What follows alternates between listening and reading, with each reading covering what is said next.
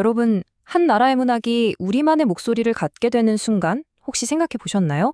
오늘은요, 바로 그 순간을 만들어낸 한국 문학사에 정말 중요한 초석을 놓은 책 한 권에 대해 이야기해 보려고 합니다. 자, 그럼 바로 질문 하나 드릴게요. 우리나라 최초의 시 비평서 혹시 뭔지 아시나요?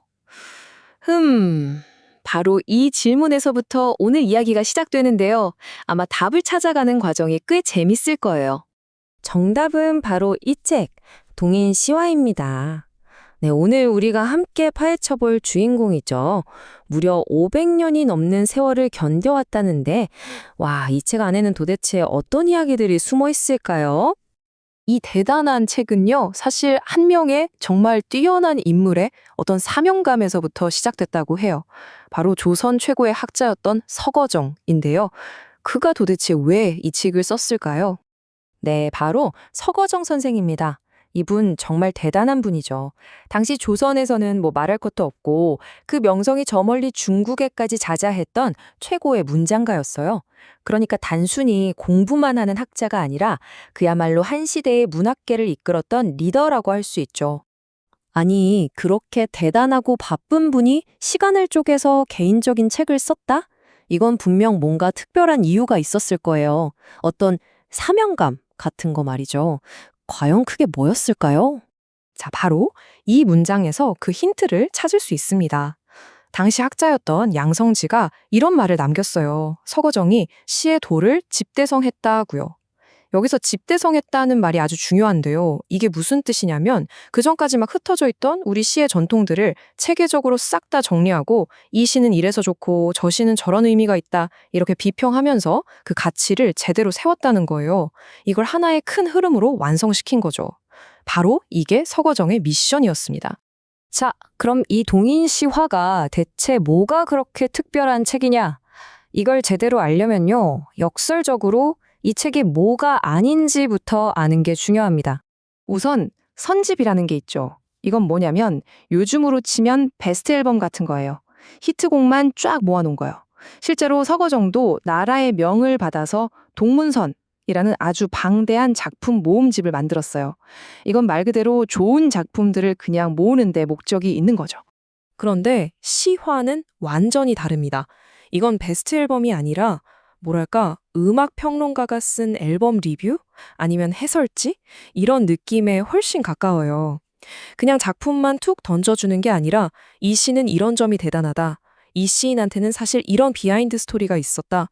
같은 저자의 생각, 날카로운 분석, 그리고 재밌는 뒷이야기까지 전부 담겨 있는 거죠. 자, 이 표를 보시면 차이가 확 느껴지실 거예요. 왼쪽의 동문서는 국가가 주도한 공식적인 작품 컬렉션이고요. 오른쪽의 동인시화는 서거정이라는 한 천재의 생각과 안목이 그대로 녹아있는 아주 개인적인 비평서였던 거죠. 바로 이 지점이 동인시화를 정말 특별하게 만드는 핵심입니다. 그리고 이 동인시화는요, 그냥 좀 독특한 책이네 하고 끝나는 게 아니에요. 이 책 한 권이 우리나라 문학사의 시화라고 하는 새로운 장르의 문을 활짝 열어젖힌 겁니다. 자, 이 흐름을 한번 따라가 볼까요? 원래 시화라는 개념 자체는 중국 송나라에서 먼저 시작됐어요. 그리고 우리 고려 시대에도 파한집처럼 비슷한 시도들이 있었긴 했는데 뭔가 독립된 장르로 딱 자리 잡지는 못했거든요.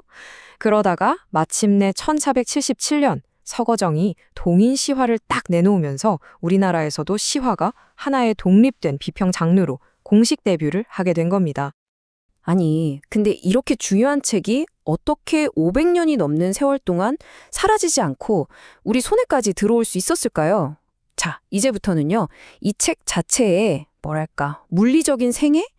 수백 년 동안 이 책이 어떻게 살아남고 또 진화해 왔는지 그 여정을 한번 따라가 보겠습니다. 지금 보시는 이 이미지들이 바로 그 역사의 산증인입니다. 정말 거칠어 보이면서도 아름답죠.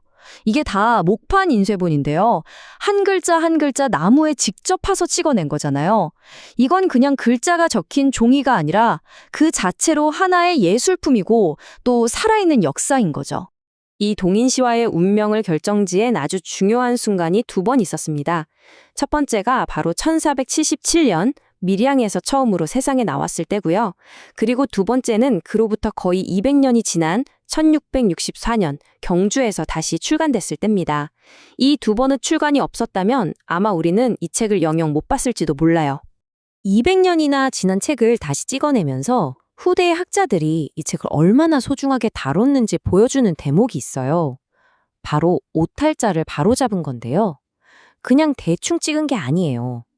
예를 들면 초간본에 있던 고조선 관련 시에서 호수 호자를 오랑캐 호자로 바꿨어요. 글자 모양은 비슷한데 의미는 완전히 다르잖아요? 이렇게 원문의 뜻을 더 정확하게 살리려고 엄청나게 신경 쓴 흔적들이 곳곳에 보입니다.